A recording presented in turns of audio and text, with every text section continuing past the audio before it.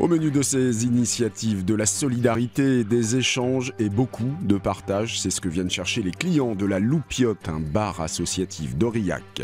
Nous irons à Lyon visiter une start-up qui a mis au point un foulard équipé de filtres qui protège les utilisateurs de deux roues de la pollution. Mais avant cela, direction l'Allier pour rencontrer Mathéo, un petit garçon de 6 ans né sans main droite. Et depuis quelques semaines, il dispose d'une prothèse. Une prothèse fabriquée grâce à une imprimante 3D par les bénévoles du projet international Enable. Tenir des cartes, un geste simple mais que Mathéo ne pouvait pas faire jusqu'à maintenant. Tout est devenu possible grâce à cette main rouge et noire, aux couleurs de son héros. Tu voulais ressembler à qui alors ? À Spider-Man. La particularité de cette prothèse, elle a été conçue entièrement par une imprimante 3D et pour ce qui est de son utilisation, c'est un véritable jeu d'enfant. Quand tu glisses, ça ferme. Ça ferme la main, c'est ça ? Oui, et quand tu tends, ça ouvre. Ça. Mathéo a 6 ans. Il est atteint d'une malformation natale, l'agénésie. C'est l'absence totale ou partielle d'un tissu, d'un organe ou d'une structure dès l'embryon. Fonceur, Mathéo ne s'est jamais arrêté à cet handicap. Alors au début, quand ses parents lui ont proposé cette solution de prothèse, il a refusé. Et après réflexion... L'année dernière, Mathéo nous dit un matin, quand est-ce que je vais avoir ma main? Ah, quelle main? Ben, ma main de super-héros. Ah bon, bah, très bien, on va s'en occuper. Donc c'est là que ma femme a fait le dossier de demande donc, pour obtenir une prothèse. Les makers, ce sont les autres héros de Mathéo, des bénévoles de l'association américaine Enable qui lui ont confectionné sa main. Des dizaines d'heures à faire des essais, 2 mois de conception et la prothèse était là. Ça faisait plaisir qu'il reçoive cette main, puisque quand même il l'attendait. Lui aussi, je pense qu'il n'avait pas trop conscience de ce que ça pouvait faire, ça pouvait l'aider ou pas dans sa vie quotidienne. Donc il était très content et donc nous, doublement. Le but aussi, c'est de voir la fonctionnalité et puis de faire connaître ça à d'autres parents. Et puis surtout donner l'envie à des makers de faire ça pour d'autres enfants. Tu vas chercher le mal. Moins coûteuse que les prothèses traditionnelles, le concept continue de séduire. Mathéo est le 15e enfant à bénéficier de ce programme et le premier en Auvergne, un moyen de changer le regard des autres sur ce handicap. Un masque pour que les cyclistes ne respirent plus les gaz d'échappement. C'est l'idée d'une start-up lyonnaise. Pour l'instant, l'invention n'est qu'un prototype. Et pour qu'elle passe en production, ils ont besoin d'argent et ont lancé une campagne de financement participatif.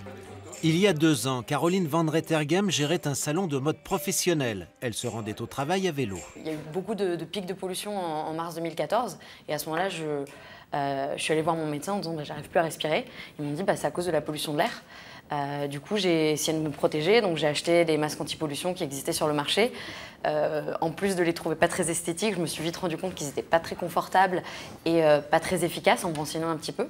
Et du coup, c'est là où je me suis dit pourquoi est-ce que je peux pas intégrer une protection efficace et confortable dans un foulard qui serait un véritable accessoire de mode. Ce masque design, Caroline l'a conçu avec un créateur de start-up, Luc Solière, rencontré aux USA au hasard d'un concours de jeunes talents organisé par les villes jumelles de Lyon et de Boston. Wear utilise un filtre multicouche qui arrête 99% de chacun d'entre eux.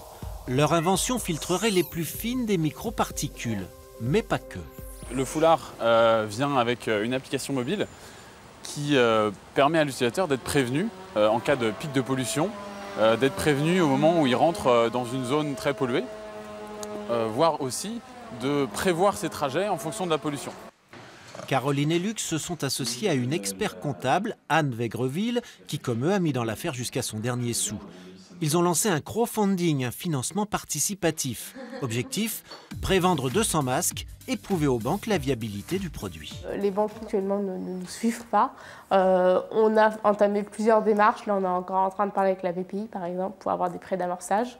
Mais c'est vrai qu'elles attendent la réussite aussi de ce crowdfunding pour savoir s'il y a un vrai marché. En 15 jours, 180 masques ont été prévendus. Si tout va bien dans 6 mois, le masque sera commercialisé. On referme cette édition dans le Cantal, à Aurillac, où un nouveau café associatif a ouvert ses portes avant l'été. Baptisé la Loupiote, il ambitionne de devenir un lieu de rencontre, de débat, de solidarité et d'échange. Dans quelques minutes va commencer un débat sur l'agriculture de montagne et l'AOP Cantal. Le thème peut sembler pointu, mais visiblement, il intéresse un large public. On peut mettre sur la place publique des thèmes qui peuvent intéresser n'importe qui. N'importe qui peut venir, participer, discuter, simplement écouter. Après quelques mois de fonctionnement, c'est peut-être la preuve que le café associatif est arrivé à ses fins. Nous, le but, c'est que ce soit le plus ouvert possible. Donc, il y a des choses plus intello, on va dire, avec des conférences, des débats. Et puis aussi, parfois, on est juste là à rien faire. Et c'est sympa aussi. Entre les deux extrêmes, il y a des séances de tricot, des concerts, des soirées conversation en espagnol ou fabrication de bière. Et tous les sujets sont imaginables, comme par exemple une soirée casse-noisette. Le noisetier est l'un de nos végétaux les plus anciens. Moi, c'est plus pour casser la solitude que pour casser les noisettes. Je viens à la Loupiote pour ça, pour rencontrer des gens, discuter. C'est un endroit où je peux me poser, où j'ai pas de pression comme dans un bar normal où il faut commander. On ne vient pas me dire « bon alors qu'est-ce que vous prenez dès que j'arrive ?» Je peux m'asseoir sur le canapé, passer 2 heures à lire. Je peux venir là, discuter avec un ami, je peux parler au bar et tout. Je peux aider en cuisine, je peux proposer à faire de l'aide en cuisine.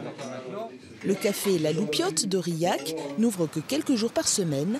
Il est tenu par des bénévoles.